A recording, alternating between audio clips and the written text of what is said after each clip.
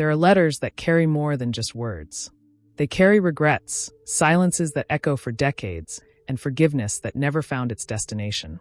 Richard Thompson, at 68, lived 40 years believing his brother died without forgiving him. 40 winters in Portland, Oregon, bearing the weight of a fight that tore a family apart. But on a rainy October morning, a yellowed letter arrived at his door. The postmark read 1984. Inside that envelope forgotten by time was something that would change everything.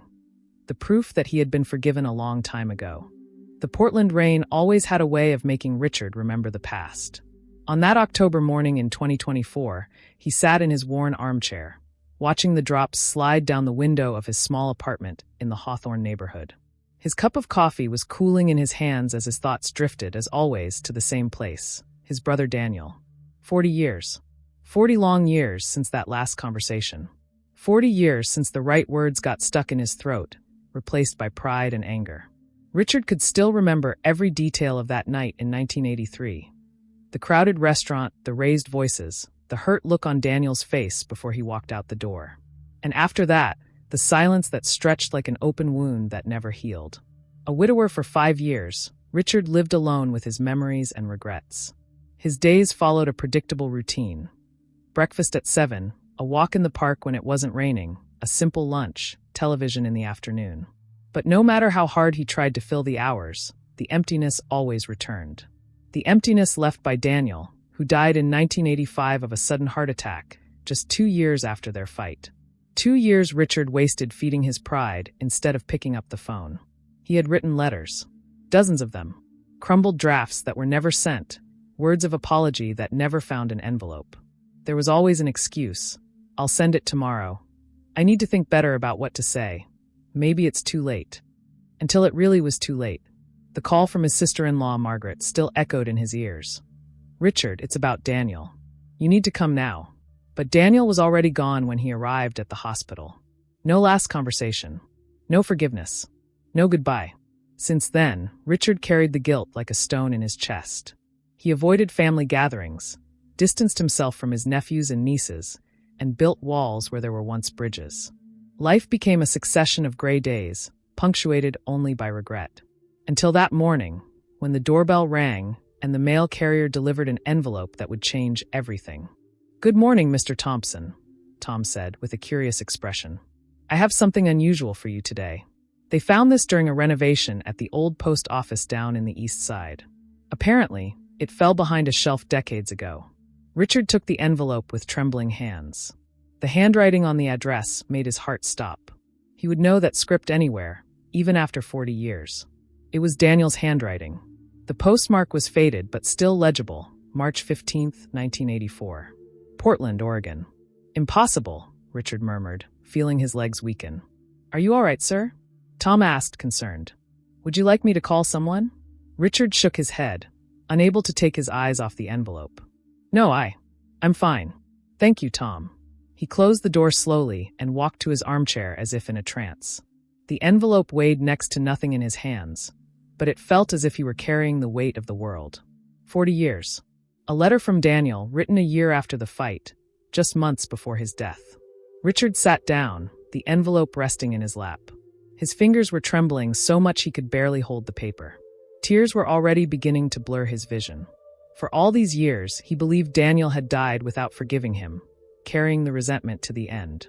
The possibility that his brother had tried to make peace, that he had reached out and the letter simply never arrived, was both comforting and devastating.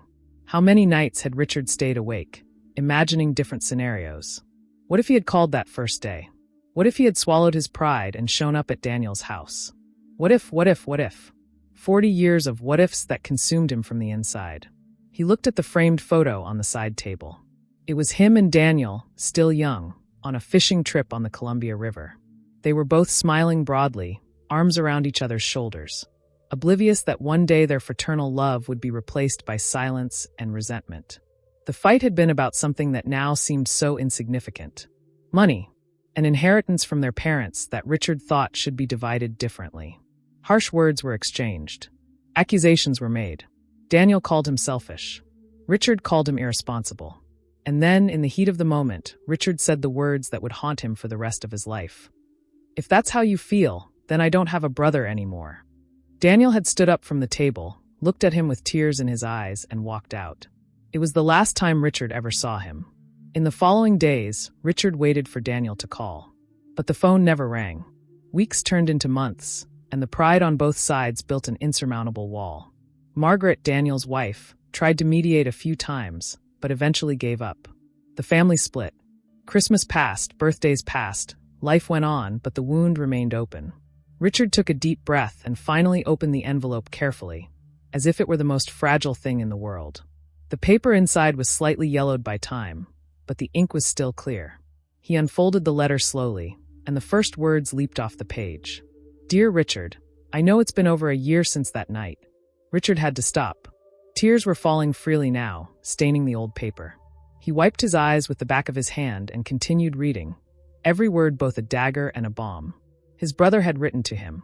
Daniel had taken the first step, and the letter, by a cruel twist of fate, had been lost behind a post office shelf for 40 years. Richard held the letter against his chest and cried as he hadn't cried since Daniel's funeral. But now, mixed with the pain, there was something else, the possibility of finally finding peace. Richard needed a few minutes to compose himself before continuing to read.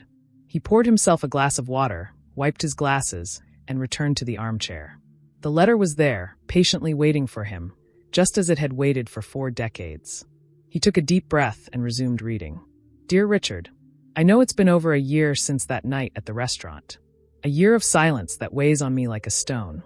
I've tried to pick up the phone so many times, but I always hang up before completing the call. Pride is a terrible thing, brother. It makes us trade what truly matters for being right. Margaret told me that writing would be easier, that maybe the words would flow better on paper than over the phone line, where the fear of rejection would paralyze my tongue again. So here I am, at the kitchen table, at 3 a.m, trying to find the right words to tell you what I should have said a long time ago. I forgive you, Richard. And more importantly, I'm sorry. I'm sorry I let an argument about money become bigger than decades of brotherhood. I'm sorry I wasn't the first to call the next day. I'm sorry for every Christmas I've spent looking at the empty chair where you should be. The truth is that money never mattered. Nothing matters more than having my brother back. I remember when we were kids in Eugene, before we moved to Portland. You were 12 and I was 10. I fell out of that huge tree in the Hendersons' backyard, remember? I broke my arm and was terrified, not so much from the pain, but because Mom had forbidden us to climb that tree. You carried me home on your back for 3 blocks, and when Mom asked what happened, you said it was your fault, that you had dared me to climb it. You took the punishment for me. That's the brother I know. The man who always protected me, who taught me how to fish, who helped me choose the engagement ring for Margaret. The man who stood by me when Dad died. How did we let an argument about inheritance erase all that? Richard, I never meant those words I said. Calling you selfish was unfair and untrue. I was angry, I was hurt, but it wasn't true. You are the most generous person I know. And I know you didn't mean what you said about not having a brother anymore either. I know your heart, Richard. I've known it for 66 years. Margaret is pregnant. We're having a baby in August. And the only thing I can think is that I want my child to know their uncle. I want them to grow up hearing the same stories you used to tell me. I want them to learn to fish with you, the way I learned. I want our family to be complete again. Life is too short, brother. Mom and Dad are gone, and now it's just the 2 of us. I don't want to waste another day with this silence between us. I don't care who was right or wrong. I don't care about the money. I just care about having my brother back. Please, Richard, call me. Or better yet, just show up for dinner. Margaret is making that roast you always loved. We can start over. We can leave that night in the past where it belongs. I love you, brother. I have always loved you. And I always will, no matter how long this silence lasts. Your brother, Daniel. P.S. If you don't answer this letter, I'm going to show up at your door anyway. You know me, I'm stubborn like that. We inherited that from Dad. Richard finished reading, and the letter fell from his trembling hands onto his lap. A strangled sound escaped his throat, something between a sob and a moan. Daniel had written this in March 1984. The baby mentioned in the letter was Sophie, the niece Richard barely knew, who was now 40 and had children of her own. Daniel never showed up at his door because he died in September 1985, only a year and a half after writing that letter. And Richard had spent 40 years believing his brother had died without forgiving him, when in fact Daniel had forgiven everything from the start. Richard needed a few minutes to compose himself before continuing to read. He poured himself a glass of water, cleaned his glasses, and returned to the armchair. The letter was there, patiently waiting for him, just as it had waited for 4 decades. He took a deep breath and resumed reading. Richard spent the rest of that day rereading the letter repeatedly. Every word was a gift and a torture. Daniel had forgiven him. He had reached out, opened his heart, offered a new beginning. And the letter simply never arrived, lost in the bureaucratic labyrinths of the post office, hidden behind a dusty shelf while lives moved on and time separated them permanently. He wondered how different things would have been if the letter had arrived in 1984. Would he have called Daniel immediately? Of course he would. He would have gone to their house for dinner, met little Sophie as a baby, been present at every birthday, every Christmas. They would have had 1 more year together before the heart attack that took Daniel from him so suddenly. But perhaps, Richard thought with a pang in his heart, perhaps Daniel had thought he had received the letter and chose to ignore it. Maybe his brother had died believing Richard was cruel enough to receive a request for reconciliation and simply not respond. The idea was unbearable. That night, Richard couldn't sleep. He stayed awake in bed, staring at the ceiling, Daniel's letter carefully folded on the nightstand beside him. His mind constantly returned to the funeral. He had gone, of course. He wouldn't have been able to stay away, no matter the pride or the hurt. But he had stood at the back of the church, hidden behind other people, unable to look at the casket, unable to comfort Margaret and little Sophie.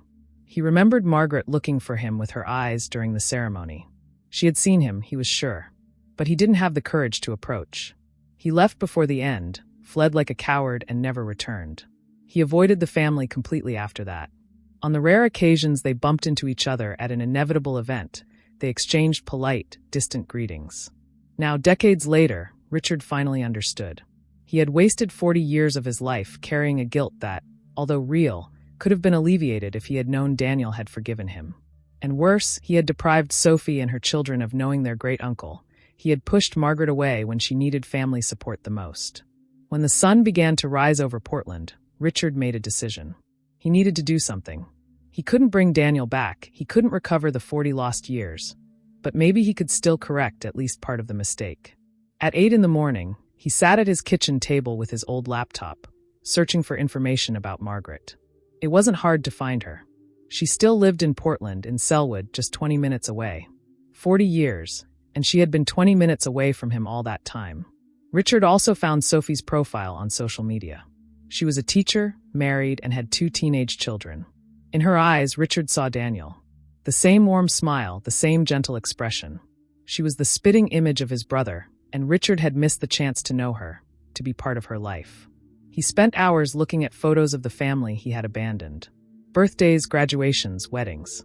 Precious moments from which he had chosen to be absent because of guilt and shame. Sophie graduating from college. Sophie on her wedding day. His parents' great-grandchildren, children Richard had never met. Around noon, Richard picked up a pen and paper. His hands were shaking, but he knew what he needed to do. He began writing a letter to Margaret. He wrote about Daniel's letter that had just arrived, about the 40 years of regret, about how deeply sorry he was for having distanced himself from her and Sophie when they needed him most. The letter grew, page after page. He wrote about the loneliness of the past few years, about how he thought of Daniel every day, about how he regretted every choice he had made after that stupid fight. He asked for forgiveness, not expecting to receive it, but feeling it was necessary to try. When he finished, it was late at night. Richard reread the letter 3 times, made small corrections, and finally placed it in an envelope. He carefully wrote Margaret's address, affixed the stamp, and left it on the table. Tomorrow he would send it. Tomorrow he would take the first step to try to fix what had been broken so long ago. But unlike Daniel, he wouldn't just trust the post office. He would deliver the letter himself. The next morning, Richard woke up with a mixture of determination and terror. The letter for Margaret was on the kitchen table, but the more he looked at it, the more he realized that a letter wouldn't be enough. Not this time. He had lost 40 years because of silence and distance. He wouldn't make the same mistake again. He put on his best shirt, the blue one his late wife, Ellen, always said matched his eyes. He carefully combed his gray hair, shaving for the first time in days. In the mirror, he saw a 68-year-old man marked by time and regret, But he also saw something he hadn't seen in a long time: hope. Before leaving, Richard took Daniel's letter and carefully placed it in the inner pocket of his coat, along with the letter he had written for Margaret. He felt their weight there, against his heart, and it gave him courage. The drive to Selwood took only 15 minutes. Richard drove slowly through the neighborhood's tree-lined streets, looking for the address he had written down. When he finally found the house, a charming 2-story white construction with blue trim, he parked across the street and sat there, the engine off, his hands gripping the steering wheel. What if Margaret slammed the door in his face? He would deserve it. What if she didn't want to hear him? He would deserve that too. What if Sophie was there and looked at him with anger or worse, indifference? He definitely would deserve it. But Daniel's letter was in his pocket, near his heart, reminding him that life was too short to waste on fear and pride. Daniel had been brave enough to write that letter in 1984. Richard could be brave enough to walk up those steps now. He got out of the car with trembling legs and crossed the street. The front garden was well kept, with fall flowers in shades of orange and red. A child's bicycle leaned against the porch, likely belonging to one of his great-nephews or nieces. Signs of life, of family, of everything Richard had denied himself for so long. He climbed the 3 porch steps and stood before the blue door, his hands suspended in the air, unable to ring the bell. He took a deep breath once, twice, 3 times. Then, before he could change his mind, he pressed the button. The sound of the doorbell echoed inside the house. Richard heard footsteps approaching, and his heart pounded. The door opened, and there was Margaret, 40 years older but still recognizable. She was 65 now, her hair completely gray, but she had the same gentle eyes he remembered. Recognition came immediately. Margaret's eyes widened, and she brought her hand to her mouth. "Richard." "Hi, Margaret." His voice was shaky. "I know I have no right to show up like this after so long, but I need to talk to you. Please." Margaret was silent for a long moment, studying his face. Richard could see the emotions passing through her eyes: surprise, confusion, hurt, and perhaps, just perhaps, a glimmer of compassion. 40 years, Richard," she finally said, her voice heavy with contained emotion.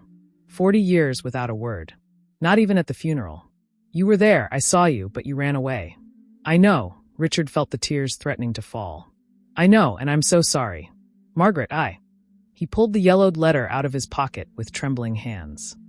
This arrived yesterday. From Daniel. It was written in 1984, but it was lost in the mail all this time. Margaret looked at the envelope, and the color drained from her face. She recognized the handwriting immediately. "Oh my God," she whispered, her own tears beginning to roll. "He wrote to you. I was there when he wrote it. It was 3 a.m, he couldn't sleep. He said he needed to make things right with you. You knew about the letter?" Richard asked, his voice broken. "Of course I knew. He mailed it the next day. He waited for your response for months. He was heartbroken when you never answered. He thought you had rejected him, Richard.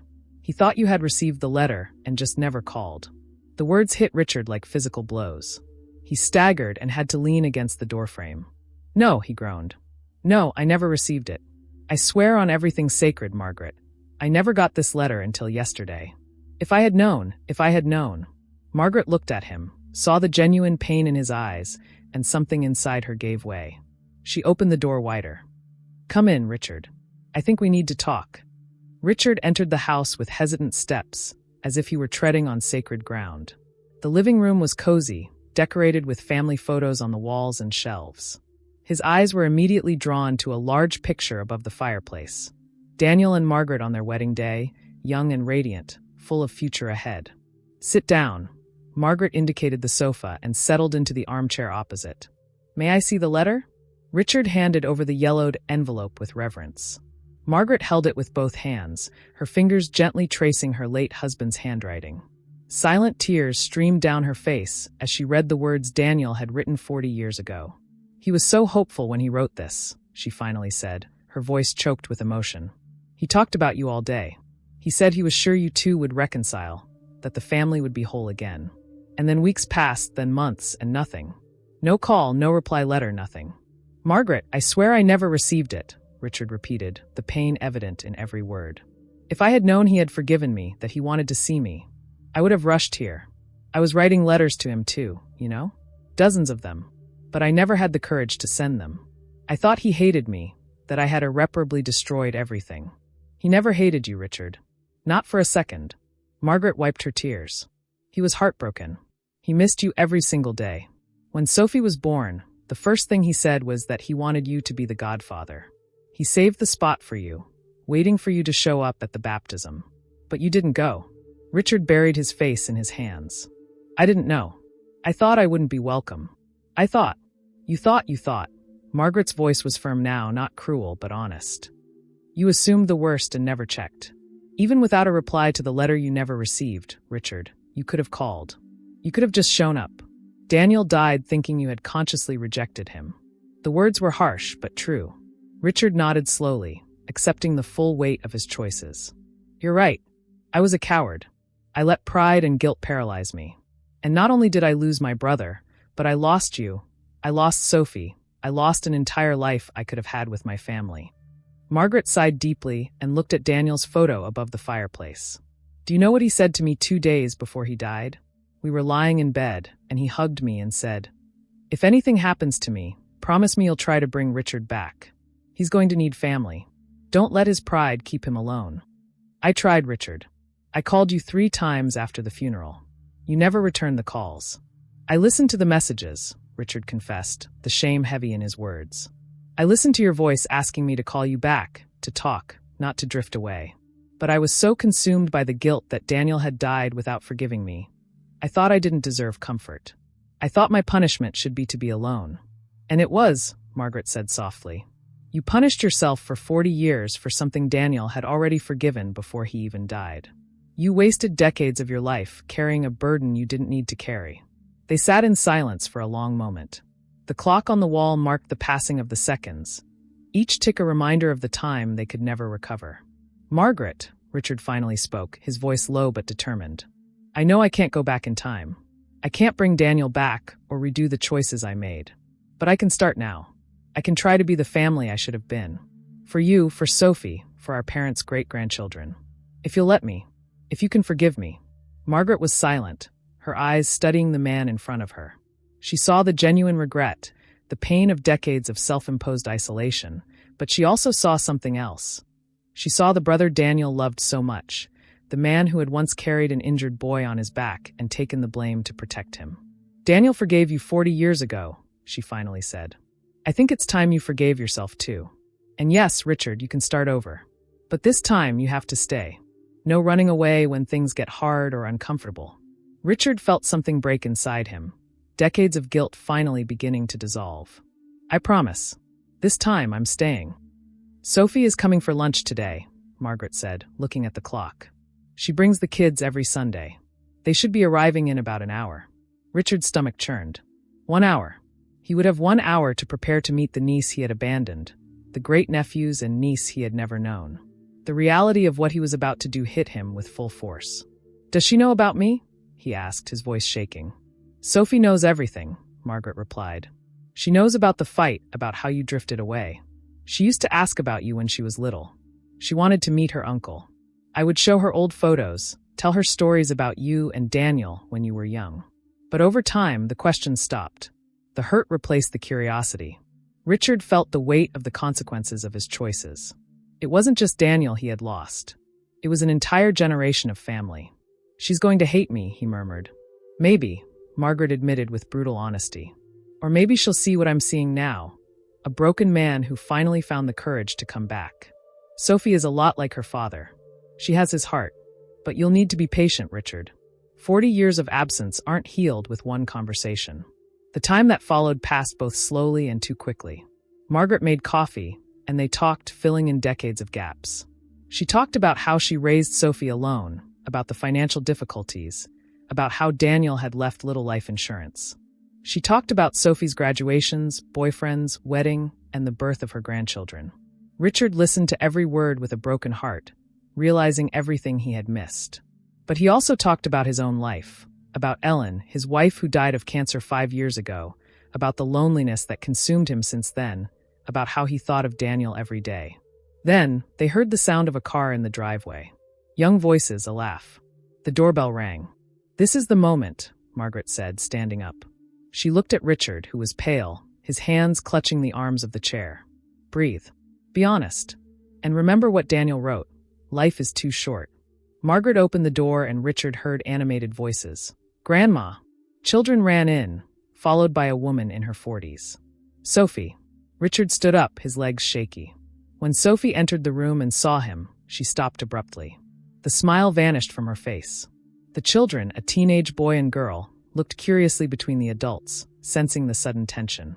"Sophie," Margaret said gently, "this is your Uncle Richard." The silence that followed was deafening. Sophie looked at him with eyes that were exactly like Daniel's. And in those eyes, Richard saw a storm of emotions: shock, confusion, anger, pain. "You," she said finally, her voice strained. "You have the nerve to show up here after 40 years? "Sophie," Margaret began, but Sophie cut her off. "No, Mom. 40 years. I grew up without an uncle, without any paternal family besides you. He didn't even go to his own brother's funeral properly. He ran away like a coward." "I did go," Richard said softly. "I stayed in the back. I was a coward, you're right. And now what? You wake up one day and decide you want to be part of the family? Just like that." Sophie's voice trembled with contained emotion. The teenagers looked uncomfortable, having never seen their mother like this. Richard took the yellowed letter out of his pocket with trembling hands. "This arrived yesterday. From your father. It was written in March 1984, but it was lost in the mail for 40 years. Sophie took the letter, still suspicious. But when she recognized her father's handwriting, her hands began to shake. She read in silence, and Richard watched the tears start to fall. When she reached the part where Daniel mentioned the baby on the way, herself, Sophie let out a sob. "He wanted you to know me," she whispered. "He wanted you to be part of my life. He loved you so much," Richard said, his own voice cracking. "And I stole that from you. I stole your right to know your uncle, to have more family. Sophie, I know I can't undo 40 years. I know I have no right to ask for forgiveness. But if you give me a chance, just one chance, I swear I'll spend the rest of my life trying to make up for lost time." Sophie looked at the letter, at her mother, at the uncle who was a stranger. And then, her eyes landed on her own children, imagining what it would be like if they grew up without knowing their family. "My father forgave you," she said finally, her voice still choked. "I read it in the letter. He forgave you even before I was born." She took a deep breath, wiping her tears. "I think I can try to do the same. But it's going to take time, Uncle Richard. A lot of time." "I have time," Richard replied, tears running freely. "This time, I have all the time in the world." The months that followed were the most significant in Richard's life in 4 decades. He hadn't lied when he said he had time, and this time he truly stayed. The first few Sundays were uncomfortable. Forced conversations, awkward silences, moments when Richard saw Sophie looking at him with a mixture of curiosity and still unresolved resentment. But he showed up. Every Sunday, without fail, he drove to Margaret's house and joined the family lunch. Sophie's grandchildren, James, 15, and Emma, 13, were the first to truly open up. James was passionate about fishing, and when he discovered that Richard knew the best spots on the Columbia River, his eyes lit up. Richard immediately remembered the fishing trip with Daniel in the photo he had kept for so long. "Your grandfather and I used to fish there," Richard told James one of those Sundays. "He caught a 30-pound salmon once. He didn't stop talking about it for months." "Tell me more stories about my grandfather," James asked, and for the first time, Richard realized he had something precious to offer: memories. He was the only person alive who remembered Daniel as a brother, as a boy, as a young man. These stories were a treasure only he could share. Emma was more reserved, but had inherited Daniel's love for music. When Richard mentioned that Daniel played the guitar, her eyes widened. "I play guitar too. No one ever told me he played." Margaret brought Daniel's old guitar from the attic, still stored after all these years. The strings were broken, and the instrument needed repair, but Richard took it to be fixed. When he returned it to Emma, restored and functional, she hugged him for the first time. "Thank you, Uncle Richard," she whispered, and those 3 words meant more to him than anything else. Sophie watched all of this with conflicting emotions. Part of her was still hurting, still resisting.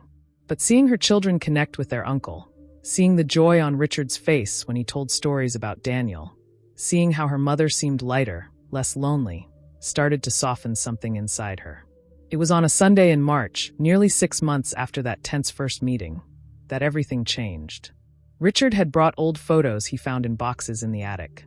Pictures of Daniel and him as children, as teenagers, on the day Daniel proposed to Margaret.